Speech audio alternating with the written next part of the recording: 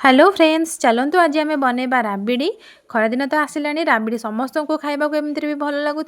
तेज चलतु आज आम बनईने समस्त प्रिय अत्यंत स्वादिष्ट राबिड़ी से कि आम ये क्षीर नहीं मुझे 4 पैकेट क्षीर नहीं जाइए 2 लीटर क्षीर क्षीर सबको गोटे पैन रे दे नेबे गैस फ्लेम को आम लो टू मीडियम फ्लेम रे रखिबा कहीं ना तल लगी जदि टिके भी लगी तारे पोड़ा स्मेलटा आसो खाइबाटा पूरा खराब हो आपको एमती कंटिन्यूअसली गोले चलिए नचे तले लगी